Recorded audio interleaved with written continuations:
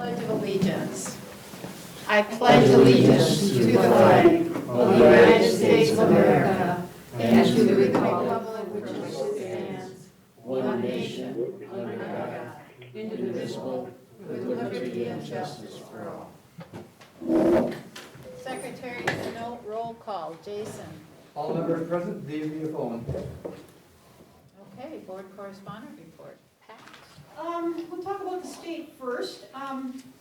The teachers union is calling on the legislature to mandate a return to school criteria for all districts in the state of Wisconsin. Governor Evers' response to that was that there are a lot of local school boards, administrators and teachers that are absolutely doing their best. And there's a lot of places where in-person instruction is working really well, like here. And it would be difficult for them to sit here and mandate something for a one-size-fits-all. So it doesn't sound like that's going to work, but he's in favor of that. Speaker Voss unveiled their COVID-19 legislative package. There's there's a number of school-related provisions, establish limited liability for school businesses and local governments, reestablish personal electronic computer device grants for schools. I'm not sure about this one, because we're that one size fits all. Require teacher instruction from school buildings by the end of January, subject to certain exceptions, but they don't tell you what the certain exceptions are, of course. And require school board approval of virtual instruction by 2/3. I'm not sure I'm in favor of that one either. But also he's asking that they would provide payments to parents who have kids that are in virtual 50% of the time, to give them half of what the increase for the school year was. So he wants to give every parent whose students are in virtual for 50% of the time, $371. That's what they're looking at. That's what he's proposing. I guess, wait a minute, the $371 coming from what? $371? Yeah, I'm not sure. okay. Directly paid by the school. That's how it was gonna work, okay. Yep. Paid by the Didn't say that in here Yep. either. From our AP. Okay, Yep. so, Okay. okay. And Is there, then, is there additional rationale for that? probably not. No. Because I guess my question is it because the teachers are somehow coming up with their own, or the parents are coming up with their own curriculum? No, it's not for homeschool. It's still for virtual kids taught by the schools. Yes, I Yeah. don't It's not- understand it. Yeah, it has nothing to do with homeschool. When I read the proposal, I don't even know where they got that number. It's half the increase. Well, it's not, the schools got some money related to like computers and things, but it's way above that. So I don't even know where they're getting this from. Nobody knows where they're getting it from. My guess is it's an attack on basically the large school districts, and that the parents feel like, yes, they're in virtual, but they're not being educated. It's not nearly comprehensive or robust enough. They're simply saying they're in virtual instruction, but they're not getting anything. And then, again, I don't know where they came with 371, it's just a weird number. And what is that supposed to do to educate their kids? Offset the cost of technology is one of the rationale for it. But if you're like a district like us, we gave them that technology, so there's, again, it kind of goes back to what I was saying in the beginning. I have a lot of fear about we're going to get lumped into Right, a group that we have never been a part of, right, nor are we part of the problem. right. That's what I'm really afraid of with all these proposals, is that Governor Evers is correct. There are tons of school districts, particularly small and in northern Wisconsin, doing a wonderful job because their school boards and their communities are all on the same page. Now, are there other school districts that are not? That is also true. But then address that with them, not all of us. The only thing I could see is if it was being used in order to provide that family with necessary internet access to to achieve the virtual school. But other than that, I don't get it. But we also provide that You too. forgot that, yeah. I know that, I'm just trying to figure out Yeah. where's that number coming from and why? Right. Because most school districts I know of have been issuing their students the technology necessary to attend, and I don't get it. Well, it's compensation for something, but he doesn't go into detail as to what. Yeah. Yeah. And like you say, that there's a big danger in a one-size-fit-all. Absolutely. Okay, and then they're looking at, they had submitted their budget for the 2021-23 biennium, and they, along with the tax revenue estimates, even with the healthy 1.2 billion ending balance to finish the current biennium, the modest new revenue growth that they figure they're going to get is, if the state would face a $1.2 billion deficit. The biggest requests are from the DPI, 1.616 billion, and the Department of Health and Services for 597 million.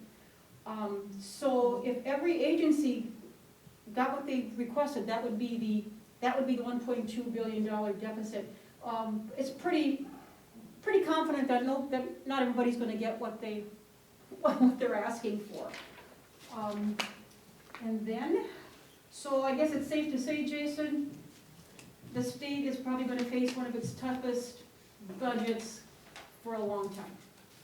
And on the Fed side, well, since we have a new president elect, Congress can finally do something, finally get something done. The COVID-19 relief, government funding, there's quite a few things in there for schools. 54.3 billion for dedicated to the K-12 schools, 4.5 billion for the governor emergency fund, which sets aside some money too for private K-12 schools. 250 million for Head Start, 10 billion for the Child Care and Development Block Grant Program, and then there's about 4.365 billion set aside for broadband so that minorities get it, low-income families get it, because if we keep doing like that, they're going to need that. So there's my report. Okay, questions, comments for Pat? The only other question I have is on the COVID relief, the date. In any way do harm to the public schools themselves in favor of the charter schools? Not that specific? I know. Well, the charter, would that be mixed in with the private school funding you talked about? Well, Or do they not specify? it's for the emergency, which sets aside money, which includes setting aside money for private schools, but also public schools too. So let's see how that, I don't know what the formula is going to be, I don't know how it's going to play out, we'll just have to wait and see. Yeah. They have traditionally left charter schools, well, they've actually probably supported charter schools more so than public education, because it falls in line, although it's not necessarily private. People often confuse the two. It will be interesting to see whether or not those entities have the same support under the next administration, because I doubt they will, because they were able to expand greatly over the last few years, because that was a major push from the Department of Education. The first COVID bill used Title I funding as a way of disbursement. Yeah. So they used that formula as a way of disbursement. Okay. My guess is they will use that same way of disbursement for this one. Okay, any further questions for Pat? All right, moving on. Mick, have anything for us? Well, we again met virtually. It's always interesting when that happens. Aaron Malzuski, I don't know how you pronounce his last name, he laid out how you pronounce it?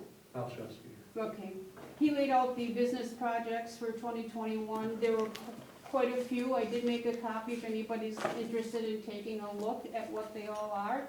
I think it's a hefty what we're entering into, but he seems to be pretty gung-ho on getting things done. This winter, we've got Dr. Colleen Capper. She's a UW-Madison School of Education professor. She's a leader in social justice. She will be speaking virtually on January 8th. And then there's a gentleman, his name is Dr. Doug Reeves. He's an author and education expert. He is presenting on equity and excellence, January 6th. I don't know if you guys get you all get emails on that, what's going on? No? From Jeff? From CISA? We get Yeah, emails from Jeff. Jeff. Okay, so this all came in an email from Colleen, again, and then we are also looking for a new administrative assistant because Pam Racine is retiring. Oh. So, she's very, very good at what she does, so she'll be really hard to replace. That's it. All right. Questions or There's comments? some things going on at CISA 7. Yeah, there's more coming, there's more coming. All right, moving on, citizens delegation to be heard. Again, this is call-in only. If there's anybody online that has called in that wishes to be heard, please state your name and topic.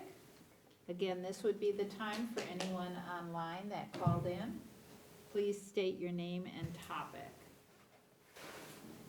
Hearing none, we'll move on. Board President announcements. I guess I would just say a reminder to anybody who signed up for the school board convention that will be coming up before our next meeting. And then want to wish everyone, staff and students and families, everyone in the district, a wonderful holiday season and a safe, healthy, happy new year. And I believe if we continue to all work together, it is going to be a good 2021.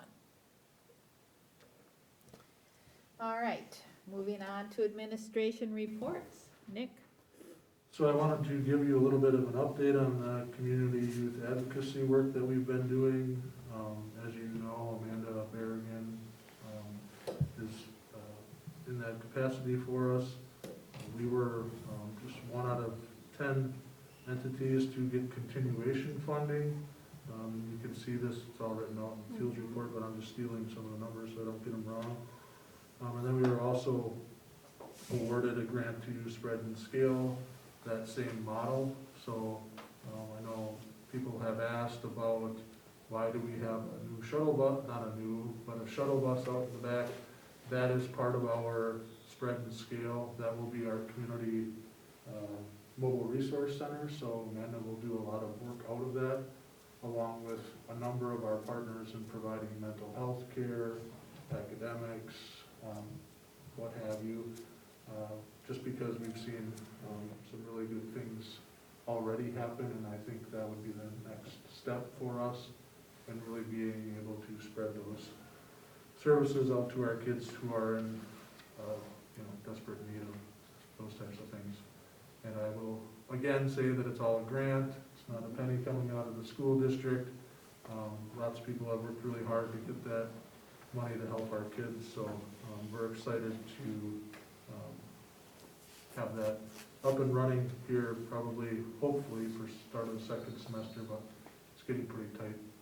The actual bus is getting basically completely rebuilt now, so once we have it all put together, I'll be happy to show it off to everybody. The Renew project update, we have some things that have moved out, we have some spaces that are opening up, and we have, I would say, some renewed interest on the part of some of our current partners and then partners, new partners, to renew some of our areas, particularly in the CTE area. As you know, Penny Limburger was given a $30,000 grant for her work outside, so we're really going to expand that work as well. I think for Penny and that program, that's just the tip of the iceberg, and I think there are a lot of great things to come with that. She seems to be super excited about it, and I think all the funders behind that are even more excited, and are just really interested to spread and scale that as much as they possibly can. So lots of things, kind of moving parts there, if you will, but things are coming along nicely. I would just say partnership updates.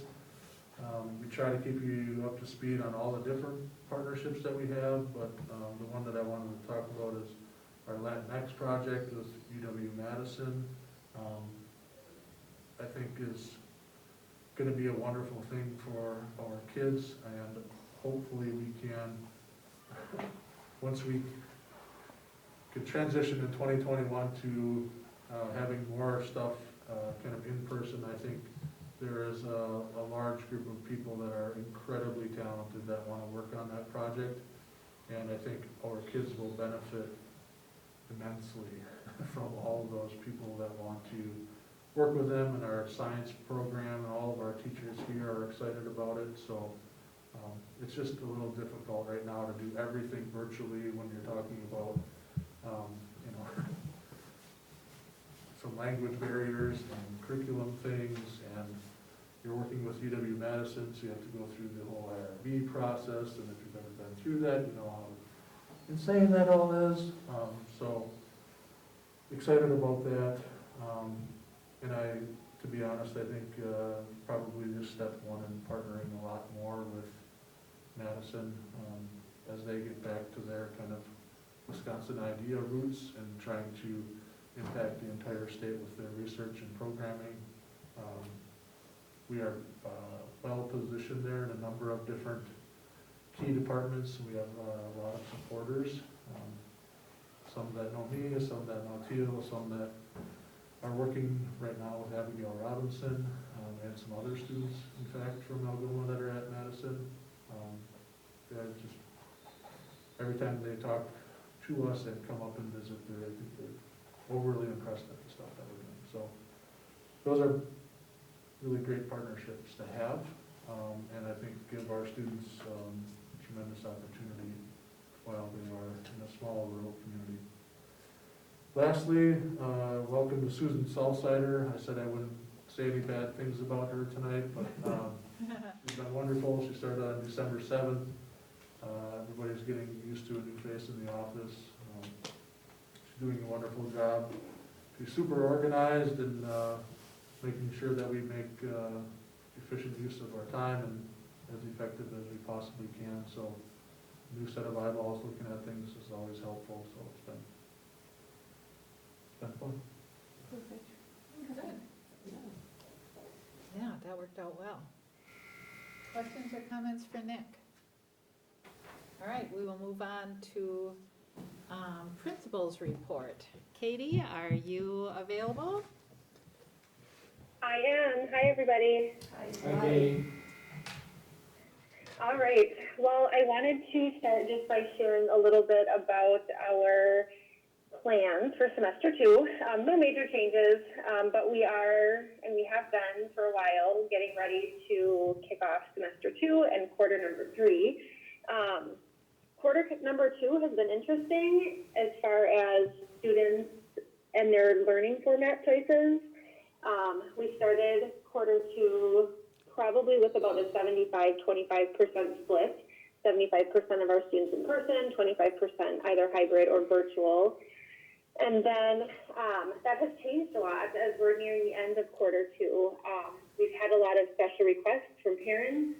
We have actually sought out families and asked if they would be willing to come back under certain circumstances and different kinds of schedules. So we definitely are allowing for a little bit more flexibility with that. We have a handful of students that will be returning right away after winter break. That's just a very logical transition point for us at the elementary school. So we are allowing that as well. And then as soon as we get back from break, we will send out another learning format form for families so that they can at that point indicate any changes for quarter number 3. We verbally have gotten confirmation that we have a handful of students coming back at the semester, so it will be interesting to see how that plays out now with quarter two, but we have been definitely getting some things set for that. And then also happy to report that we are currently in the process working with Jen and the 5th and 6th grade teachers to offer 5th and 6th grade band students with additional band time. Right now, the students are receiving classes, each homeroom is receiving one band class per week, which is much, much different than last year where they were receiving band every single day. So we are gonna try to up that a little bit, utilizing the band room, spreading out students, assigned seats so we can know where everybody is at all times. And we're just gonna kind of start small with that and try to get them more band time in there. Some holiday activities at the elementary. Obviously, a lot of it's looking very different. We haven't been able to hold our annual Christmas program. The band and choir concert obviously also has not happened, but has happened virtually. So our teachers have had to get a little bit creative with some of the things that they are doing. Our first grade classrooms got together and said, we still kind of want to do a little performance for parents. So they put together an impromptu performance that they held outside. All the parents came. We had an amazing turnout. The kids sang 2 songs. They all had their Christmas gear on, their Santa hats. And it was just really nice to see them do that in person. I think I included a picture of that as well in the email, so if Nick had shared that with you. I think it's the very last one, if I'm remembering right. But you can see all the first graders lined up there in front of the school. And then we had Mrs. Gams and Mrs. 4K class. They have been going around town decorating windows with window markers. The pictures that I've included here are of them decorating the window at True Value and also the elementary office. They spent some time doing that. I don't know if you were able to see in the pictures their drawings, but they were working very hard on drawing a snowman. So the 3 circles on top of each other, square for a hat with a line underneath. There was definitely a method to their strategy there, but it was a lot of fun for them to get out in the community and do that. We also have a handful of classrooms that are putting together virtual performances, some doing songs, some doing plays, some reading stories, some performing like readers' theaters or poems. Everyone just kind of had to think a little bit differently and how to build that connection around the holidays like we typically do. The staff also have joined in the fun. We've had a number of holiday dress-up days. It's almost been every single day the last 2 weeks, so we've been having a lot of fun as a staff. This is 3 days of ugly Christmas sweater days this week, so it's kind of fun to walk around the building and see what everyone has come up with. And then, of course, the Holiday Helpers program in the Algoma Giving Tree. Jamie Robinson, again, coordinated that for us. I had mentioned that there would be some changes. Typically, the 5th and 6th grade students help go shopping, they wrap the gifts, they help with pretty much all parts of the process. But this year, Mrs. Robinson, a couple of volunteers, they did a lot of the shopping online, and then Mrs. Robinson actually had her classroom help with a lot of the deliveries. I'm going to read, she put together just a little summary for me to share with you, so I'm going to read that quickly so you know the details. It says, the Holiday Helpers had a very successful program this year. Each year, the program searches for families that are experiencing financial difficulties. The families are asked to share gift ideas that their children are hoping for this holiday.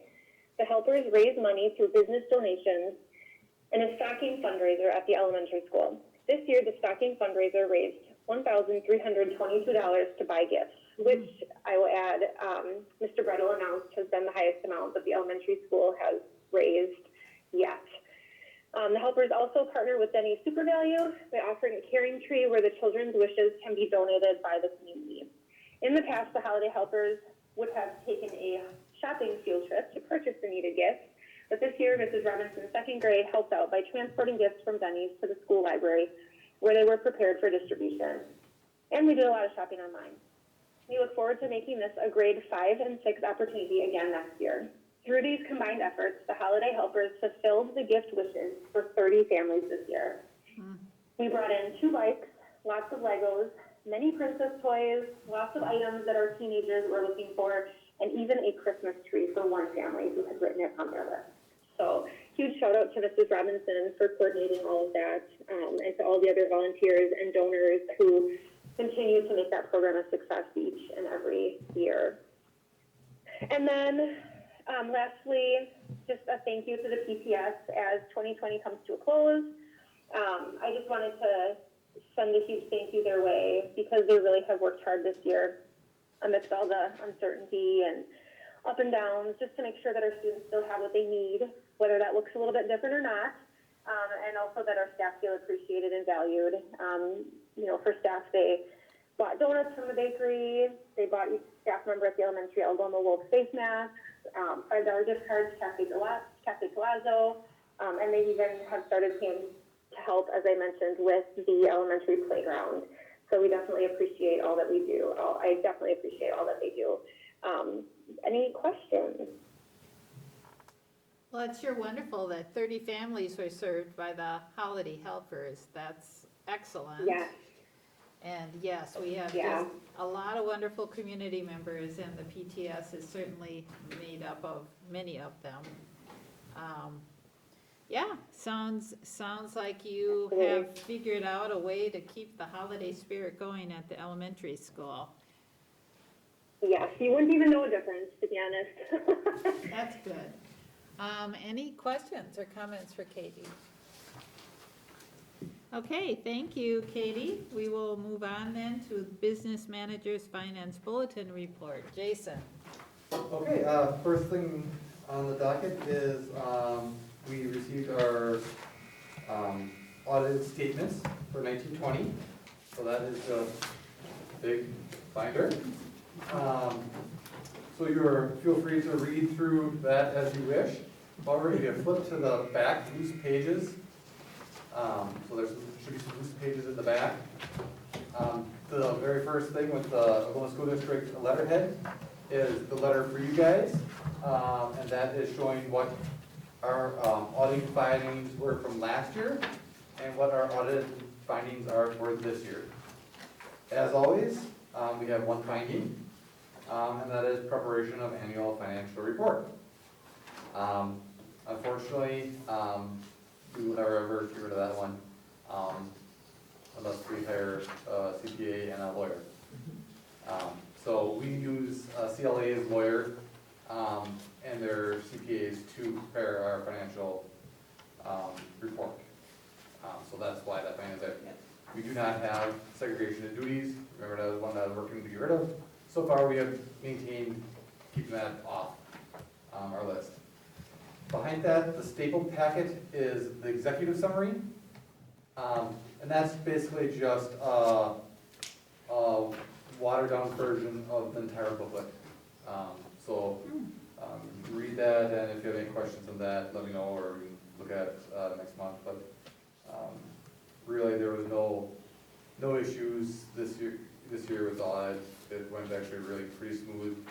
I did request in person, so we did have it in person, and we did also quite a bit virtually, but it went smooth. It's pretty cut and dry. So, any questions on the audit? I mean, this is the first thing. Jason, Yeah. often there are things that are not findings, but the auditors will often will give informal recommendations of things that you might strengthen or Oh, sure, we get look at in every terms year. of risk assessment, and I'm wondering if those are, Oh yeah, they're the executive summary. Yeah, every year there are certain things. A couple years ago was controlled access to the vault. So then we put in the key card system for the vault.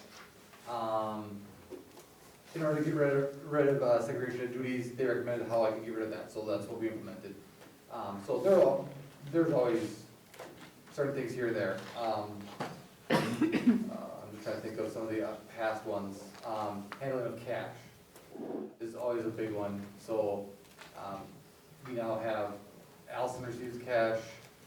I code it. Tammy enters the coded receipt to cash. Allison deposits it. Just certain things like that. So, but yes, you'd find that in the summary. it was a pretty smooth process. CLA is, the new company, by the way. Shink was bought out by CLA, so we had the same auditors, but now it's all CLA now. So, very company. I was hoping it would be the same people, because that makes it easier for you as Yes, well. Okay, right, good. So that is that. Eventually, there'll just be one CPA company for the whole world. Yes, that probably will be true. Up next, school safety plans. So you each got a copy of the school safety plans. These are the same school safety plans that you guys have approved for the previous 2 years. This is the last year that this plan will be used, and then we have to start over from scratch again. Look at it. So that's how that works. You'll see some documents in here that are not updated, like staff list, that kind of stuff. So on the state side, we update it digitally. We don't send these to the state anymore, it's all done digitally. So that's where that is. But I have to present these to you guys every year.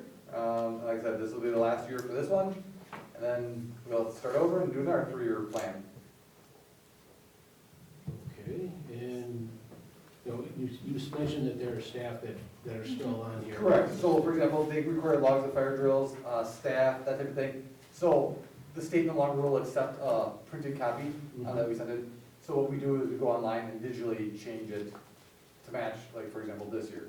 So Tammy's just in the process right now of entering all the staff for this year. So there are certain things you gotta update. So the number of fire drill list. What, I think one of the things that we've learned from this year is if you go to page, I think 34, and I think both of them, would list They're basically the same, yep. the responses.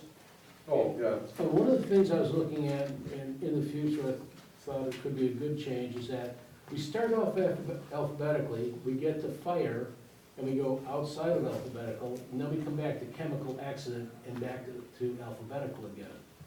If we could somehow make the whole list alphabetical, that would probably be Probably a makes sense. good thing to do. Yep. That way you'd have both medical bloodborne pathogen and medical pandemic right next to each other, which is important because I think we've used that one this year. Yeah. And the other recommendation is that I believe that with the pandemic, we should probably include family.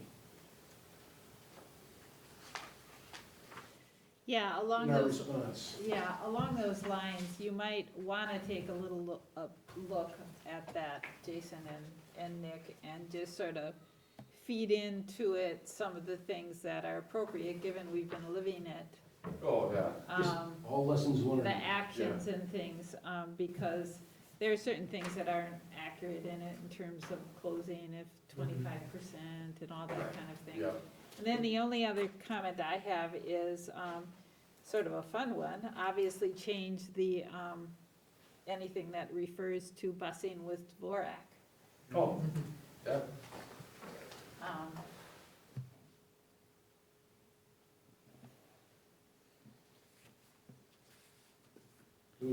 It'll be interesting to see what the state requires for their new plan, Yeah, this next round. yeah. On page 72, which is an expansion on the response, I think in both of them, using things like, masks, and what we're gonna use for school medium, whether it's gonna be face-to-face, virtual, hybrid, something like that. And then under building administration will, and I would put down bus decontamination as part of our response to some of this. If we're doing it, we should have it recorded somewhere to remind us to do it.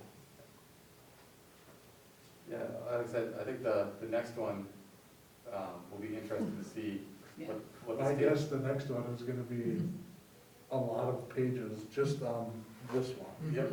Oh, well, I thought in looking at this, overall, it was a very, very good, good plan. Yeah, I mean, There's just some things that I thought that we've lived through that we should memorialize in the list, still keeping it fairly general so we can Right. work our way through it. yeah. But I would not change the basics of it. Well, no, yeah, it took me a little while to write this. Yeah. That should be interesting to see what the new requirements are. Great. So, Any other comments on that? Okay, keep going, Jason. Okay, just a reminder, declaration of candidacy is due by 1/5/2021 at 5 PM. So, Okay. and then, good news, and I think it is, yes, if you get on a bulletin and you flip the page, just one thing there.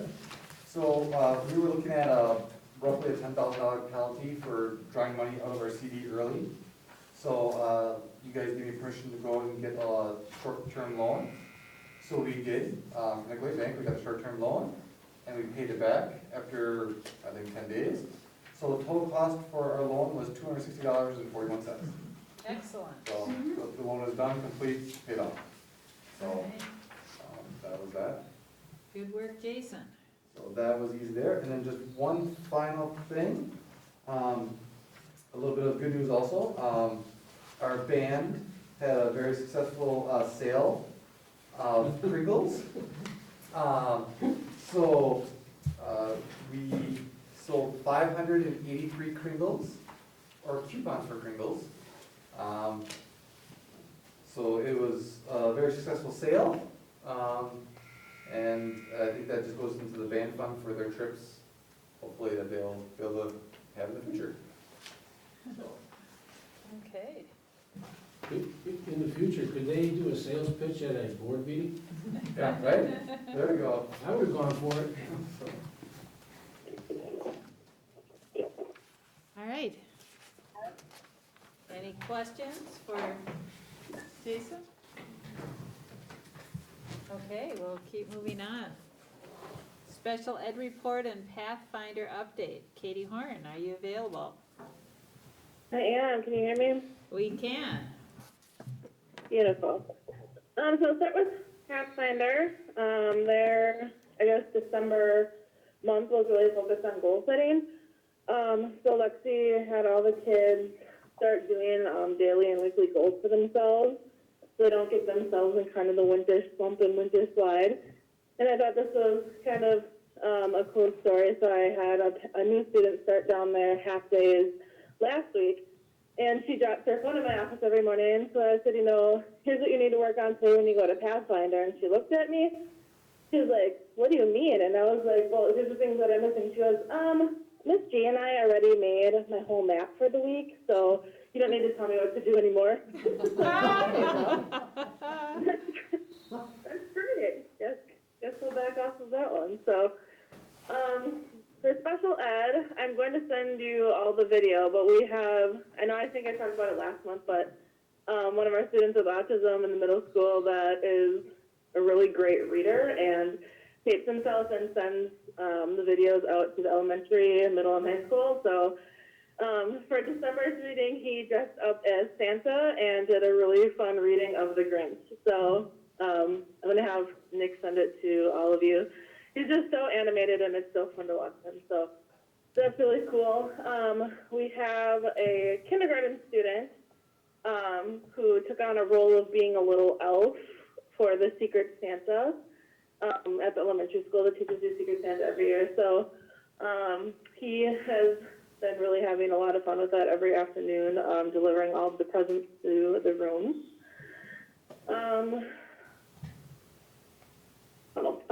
One thing we've been really noticing the last couple of weeks, I guess, is we've been having a huge increase in referrals for special ed, which I guess we knew was coming. There've been a lot of parent referrals. So I guess it's been really interesting because of, going virtual in March,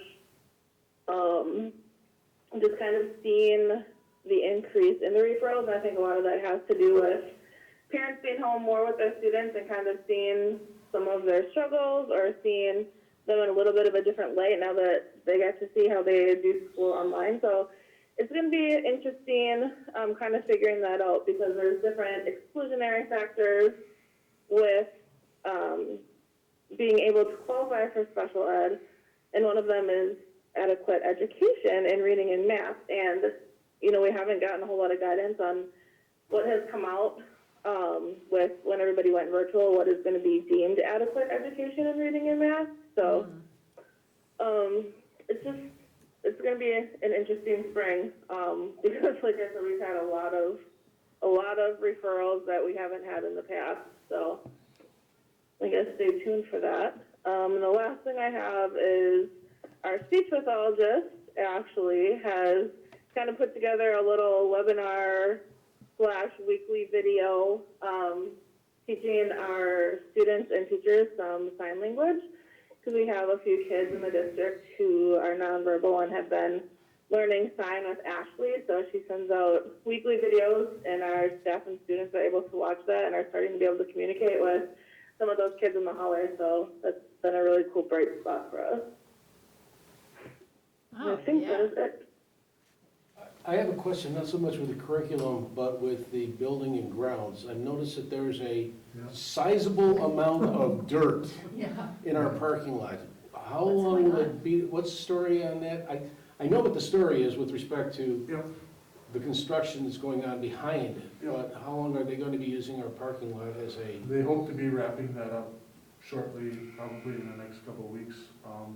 I met with them and they asked if they could do that.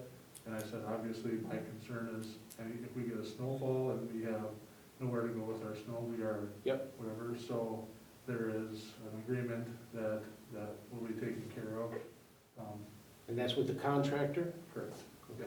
So I met with them personally, and I went and checked on it the other day, and they're making good progress. So my hope is to have that out of there maybe before the first of the year. That, So That property back has to the history. agenda, I'm aware. please. What's that? We're getting back to the agenda with Katie. Sorry. Any questions for Katie? Katie, I think it sounds great. I love the sign language situation and some of the other stories you told. So things are looking good with Pathfinder and special ed, although we'll hold our breath for that influx. All right, did anyone else have any comments for her? Okay. Live Algoma monthly update. Teal? Hi, everyone. Yep, can you hear me okay? Yeah? Okay. Well, I leaned on Nick for my report today a little bit more on the Now Garden Space and the Community Youth Advocates. We just have a lot of great areas of our school district that are spreading and scaling and gaining a lot of traction, especially across the state. So I'm very excited about that. And if you need any more details, you can just read the report. I included a few links that you can click on and learn more about kind of what they're after and what they're watching. For me, it's really exciting just to see people like Penny in the Now Garden Space and seeing her dreams come to reality, and the youth involved and the opportunities that they have in the forefront and just around the corner. So very excited about all of that stuff. And what I will say is just I wanted to thank all of our continuous supporters that are regional and national, including U.S. Venture Open and the J.J. Keller Foundation, the Greater Green Bay Community Foundation, the WIN Network, Robert Wood Johnson Foundation, UW-Madison, UW Population Health Institute, UW Green Bay, the National Academies of Science, Engineering, and Medicine. I probably could go on, but those are some regional and national organizations that have time and time again have just been really supportive, cheering us on and wanting to do more with us. And like Nick said, I think this is just even the beginning, if we can imagine that, of some really great things. So I'm looking forward to that. I did want to shout out a bright spot. Over 100 students, in addition to Katie's report, I was so happy that she talked about the holiday helpers. In addition to that, they were also really supportive of the holiday season here. We had over 100 students, and it's probably pushing 150, that will have food and gifts over the holiday season, and it's thanks to our local supporters and partners like Peninsula Charities, members of the Algoma Community Wellness Center, Kindness Matters, students from the Algoma National Honor Society, the Algoma Methodist Church, donor families, and even our very own food service staff and our Wilson leaders. So all of those entities have really been coordinating together. So I guess today I'm just sitting back and hearing everybody's conversation, and truly it's because of the collaboration and the shared vision that I think our community at large holds, and I'm just really excited about some things to come. And last but not least, I wanted to give a shout out to some individual people. It's not on my report, but it did pop in my brain when you were talking about the busing. Tracy Burnett and the rest of our bus drivers, I truly want to just give a shout out. It was a very seamless transition. Tracy has really stepped up, and she's worked with me to build a solid process that's predictable and consistent and ensures the care and safety of our students. Today I saw one of our new hires. He was out there with the Santa hat on, and truly just excited, joking around with the kids as they got onto the bus, and just creating that culture of care and concern and compassion for each other, which is what we want our youth to have. And last, I really want to give a shout out to Nurse Carrie. When we as a district made a commitment to fully fund a full-time school nurse, I hope today, as much as her role looks different to other school nurses in our area, because she works with, our backpack program or at Wolfden, really thinking about the basic needs, health, and safety of all of our youth. I hope people are really thinking about our nurse, and kudos to her to helping us keep our doors open to our students, between her contact tracing efforts and coordination with the Kewaunee County Health Department, and with clear communication with staff and students and families. I just wanted to give her a big shout out, and to everybody who supports the full-time position of our school nurse. So thank you all for that, and I'm complete. It's always fun to listen to you, Teal, and it is always impressive to hear the list, not just the individuals in our community, which is always wonderful, but the list that you started with all of, all of the help and all of the national and large organizations and things. It's good to have those reminders, and it is always impressive to hear. Any questions for Teal? Okay, we will keep moving. I don't think we had any committee, okay. Other specific items for discussion?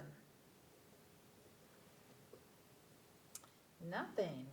Okay, we'll move on to action items. I need a motion to approve the regular board meeting minutes of November 16, 2020. I so move. I'll second. A motion made by Joanne and seconded by Ann. All in favor? Aye. Aye. Opposed? Motion carries. I need a motion to approve the bills that were in your packet, as well as those presented to us tonight. So moved. Madam President. I'll second. Motion made by Dave, seconded by Pat. Questions or discussion? All in favor? Aye. Dave? I said aye. Oh, I didn't hear you, sorry. Opposed? Okay, motion carries. I need a motion to approve the middle school, high school safety plan with the planned additions that we discussed. So moved. Motion made by John, do I hear a second? I'll second. Seconded by Ann. Questions or discussion on that? Hearing none. All in favor? Aye. Aye. Opposed? Motion carries. I need a motion to approve the elementary school safety plan, which includes pathfinders with the same revisions that we plan to make. I so move. Motion I'll made by second. Joanne and seconded by John. Questions or discussion on that? Hearing none, all in favor? Aye. Opposed, motion carries. Any requests for future agenda items? All right, then I need a motion to go into executive session under Wisconsin statutes 1985, subsection C, E, F, and I, for the purpose of personnel matters, hires, staffing, resignations, administrator evaluation, and board self-evaluation. Also move. I'll second. Motion made by Ann, seconded by Mick. This will be a roll call vote. Dave? Yes. Joanne? Yes.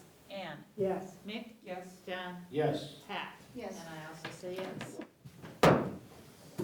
Thank you, everyone, and have a happy holiday.